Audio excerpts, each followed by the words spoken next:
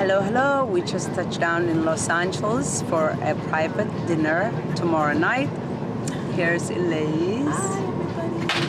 We're really excited to be here and hopefully support this amazing community that wants to bring one another closer together.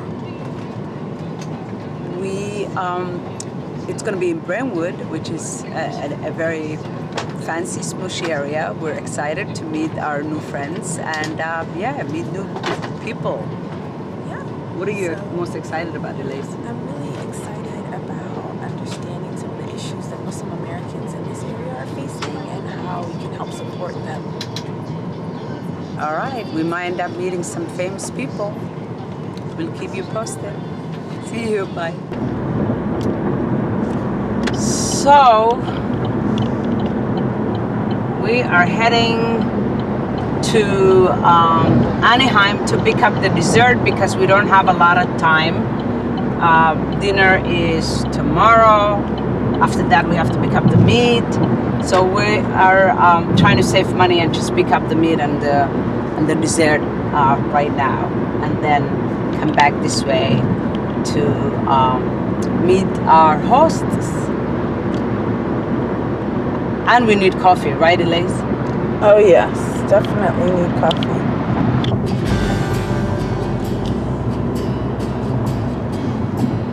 There you see downtown LA. We're cruising in Beverly Hills. Well, this side's not that far away, but it's still Beverly Hills. So, believe it or not, it's my first time in LA. I've been all over the world. Never been to this part of the country. I'm super excited to just see a little bit, even though we're only here for a couple of days. And I'm really excited to meet our hosts. So yeah. We're actually staying with them. Yeah, it'll be really nice to stay with them and get to know them a little better and find out what they're interested in.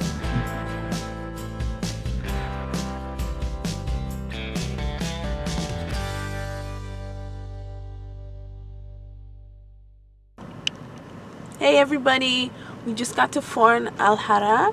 It's the place that we're going to be picking up the dessert. So come on, let's check it out. Here's some of the desserts. We're gonna try different ones. This looks really delicious. Some baklavas and some more over here. I think there's dates in this one. This place reminds me of like back home. We just arrived at the bakery for Al Hara, and Mohammed, the owner, is actually making us a special breakfast. And so yeah, he's gonna surprise us. We're excited, and then we're gonna taste different desserts. So we're actually in Anaheim now, in an area with a large population of Arab Muslims and Arab Christians. Oh, Brother Mohammed really did surprise us with all these delicious, yummy baked goodies. All right, now we're gonna indulge ourselves. Well, alhamdulillah, at least we got our meat. Yeah. And now we can just go home and finally meet our Guests? lovely, gracious host. Our hosts. Yeah, and relax a little bit because we're exhausted Yeah. and tired. Look at my eyes. They red. Had no sleep for 2 nights. Right. It's always the case when I'm traveling. So, yeah. Hi everybody, we're currently at 1212. It's a restaurant in the 3rd Street Promenade. We're here in Santa Monica. It's a beautiful day. The people are amazing. So we're really having a wonderful time getting nourished here. And then we're gonna head to Whole Foods and do some grocery shopping. We have a lot of things to grab before our dinner tomorrow, so we want to kind of get an early start and get everything in order so we can start cooking in the morning. So So really excited. But now this evening we're gonna relax, chill, you know, the calm before the cooking storm. So yeah, Santa Monica, it's been a long time for me. You know, I used to live here, my heydays, and it brought back a lot of memories. A lot has changed, but it's still beautiful. We're getting ready for tomorrow. We have a big day, and we're very excited. And the menu is, you know, you cook what you know. So we know Somali food more than any other food. So, and we know people love Somali food. We're excited because there will be a lot of interesting people coming. There'll be some surprises, hopefully. And we're looking forward to a cozy, meaningful, beautiful evening. We'll keep updating you tomorrow when we start cooking. The beautiful kitchen where we're cooking the food.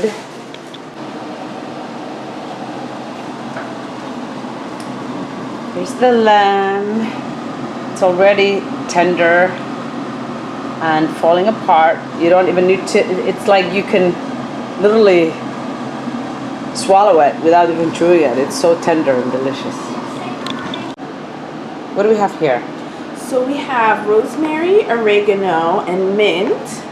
Our wonderful neighbor next door stopped by to just say hi and give us some lovely herbs. She's so sweet from her garden. Yeah. Just so amazing. She saw us cooking and it's just lovely to have. And she's like, I have some extra stuff that I want to give you if you guys need it. And of course, we need as much as we can get. All of these things, we're going to make use of it to make it all delicious and smell really yummy. Well, first, do you want to capture my apron? Ooh, look at that. Eat with Muslims. A little hard. So this is the United Beans of America, our famous Eat with Muslims dish that everybody loves. There's a lot of secrecy here. I cannot disclose it on camera. We have our basmati rices here. Want to make sure we have enough, so you know, it never hurts to have extra. And this is going to be all delicious when it's all said and done. And the lamb is all done. Look at that. Wow. Hi everyone. Betty and I are actually in LA doing our dinner. We're bringing together a group of Muslims and non-Muslims in an interfaith, but also just a moment to get to know our neighbors and talk about some of the important issues around identity and being together, and what it means to be American. And in spite of all the good work that people are trying to do to bring us together, we have had another really tragic terrorist attack in Sri Lanka. And today, Fatia and I really had to take a moment and realize this is the third really big dinner we've done in the past 6 months. And each time, a few days before the dinner, in this case the day of, we've had a terrorist attack occur in a place of worship. First it was the synagogue, in March it was New Zealand, and today it's in Sri Lanka. So it just reminds us that this is not only happening more frequently, but we gotta do something. We really have to make sure that we're bringing people together, all of us, everywhere you are in the world. There's a moment where we need to take time and bring people in. We can't deal with this pain and the tragedy anymore. We can't deal with having to be scared to go pray, to go to your place of worship, to be able to celebrate your holidays and the reason why we're here on earth. It's scary. It's so scary. And I mean, I can't even understand it anymore, because while we're so excited to do this work, The backdrop is scary, disgusting, and it has nothing to do with any faith. It has extremism in all forms has nothing to do with who we are as people and our goodness as people. It's tragic. So I just hope we can all find a source of hope, and do our little part to make sure that we don't get stuck in this. We have to find a way out, wherever you are in the world, because it's happening all over the world. It's been happening. So I mean, we're really just taking a moment today to think about how we can support our friends who are Christian in the same way that they supported us when the New Zealand attack happened, and the same way we support our Jewish brothers and sisters when the synagogue attack happened in Pittsburgh. But now, what is that action? What do you do now? And that's kind of what we've been grappling with. And I think it's important for all of us to find that source of action, not just prayer and hope, but action. And I encourage you all to do a dinner, to volunteer, to get to know people of different faiths, whether it's Buddhism or Hinduism. Get to know people and find out what is that misunderstanding? What is that cause of pain that leads to hurt like this? So yes, some action. We love you all. Thank you.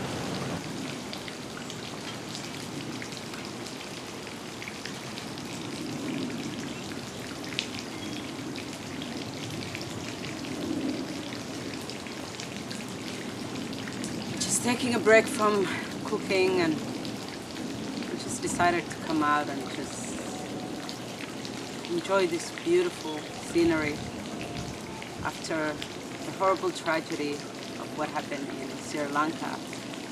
Our hearts are broken all over again. I don't even know what to say. I mean, who would think that God would want us to do this to one another? How does that even make sense? A God that created all of us, that helps us grow, that provides for us. Who believes God and does something like this to their brothers and sisters in humanity in their place of worship? We have to think about this. No place, or no, that's not the kind of place that a normal human being would even think about hurting people. No person of God would do something like that.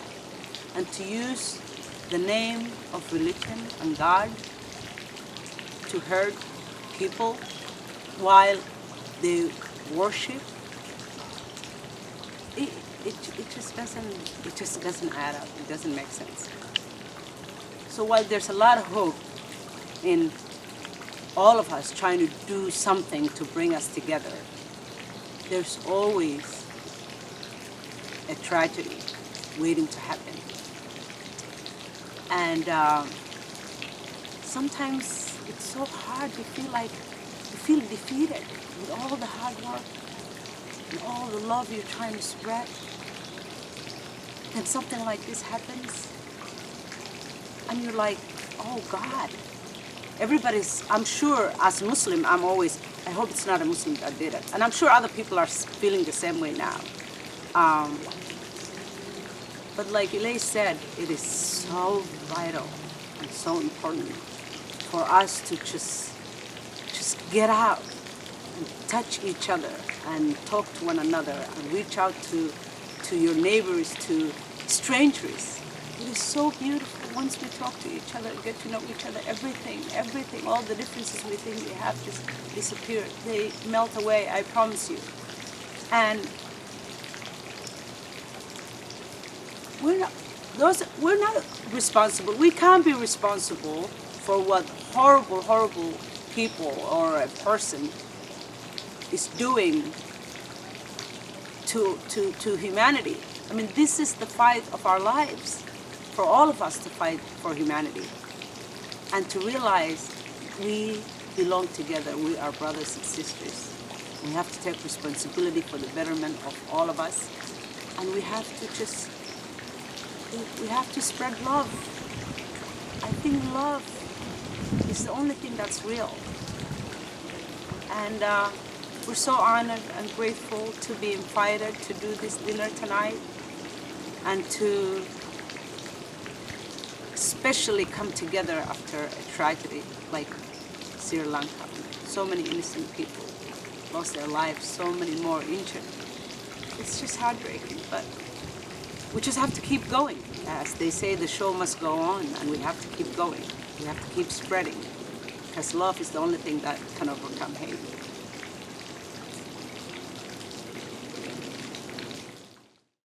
Last night we were able to share a beautiful dialogue with strangers, friends. You know, we've had about 56 dinners so far, 55, 56. And each dinner we say to ourselves, I think last night was the most amazing one. This is it. This was the one. Last night clearly was the most amazing evening. It was, emotions were raw, people were honest. I even had to experience, I had the pleasure of seeing Elise cry for the first time, which was beautiful and moving. I'm always the one that usually cries, every time I cry. Last night, I actually didn't cry, but a lot of people cried. And a lot of people told us that we're doing something incredible, something special. It was very therapeutic. Why were people crying? Well, we were broken into 4 different tables, very well coordinated, different shades of humanity, different cultures, different backgrounds. And the question was, what is your American hyphen or hyphen American? Tell your story, take 2 to 3 minutes and talk about that. And if you can imagine, people just started opening up, like, you know, giving their family history, where their family come from, you know, whether they're religious, how they identify, and it was just, so many people got really emotional. One of the most powerful things that I witnessed was people who knew each other or were even family got to have a conversation about their own American identity story that they may have never shared before. Their own journey with religion or their journey without religion and where it's taken them. And I feel like, you know, we never really get to talk about faith and politics, but it's so important to acknowledge one another's stories. Because a lot of people said we don't always get the chance to sit with the other. A lot of people said that although we don't have a problem with anybody, that we love humanity, that we just want what's best for all of us as a whole, as brothers and sisters in humanity. We don't always get the chance to sit with people that are different from us. Our lives are so busy, we're just busy doing our thing, that we don't get the chance to always have that deep conversation. And last night gave a lot of people that opportunity, and it was really incredible. I think each table took a journey together in understanding who they were and understanding the complexities of who we are. We're not that one story, we're not the stereotype, we're much deeper than that. And so showcasing especially communities that are marginalized, showcasing their complexity is really what drives us to be better storytellers and better human beings, because we see each other in a way that is different from the one emotion. And for me personally, because we've been doing this for a while, I mean, I always speak from the heart, but to watch so many people who otherwise would not get the chance to come together like this, to speak the same way and feel the same way, and have a concern for our world, for our country, for humanity in general, it was really a powerful experience. And Elise and I talked about this, how when we started this project almost 2.5 years ago, I mean, we had big dreams for it. We didn't really expect to get this far so quickly. And last night, for example, we had the privilege to be in a space with so many powerful people, you know, writers and producers and directors and business people and people who are in the business of storytelling. And we presented the power of storytelling and how they can help us make sure that all of our stories are always included into the conversation. And the people, everything's changing. A lot of the people we met are already incorporating, you know, stories of Muslims from different cultures and different backgrounds into their narrative, the stories that they're writing already. But it was so powerful to be there with them and to also tell them our background and our stories and how we always felt like that we felt that Hollywood kind of perpetuated to the othering of Muslims. And as brothers and sisters, we need to be able to say kind things about each other early and often. And it was beautiful. It was beautiful. I felt honored, energetic. I'm still not tired, and I didn't even get that much sleep. So, wow, what a night. I'm really thrilled and happy, and I'm grateful to God to directing Elise and I to take this path and to come up with this idea and not think about it twice and just go for it. And alhamdulillah, amazing things are happening. I feel like God is just, everything is kind of working together in harmony. It's like harmony in concert. So amazing. So amazing. Alhamdulillah. So yes, all love. All love.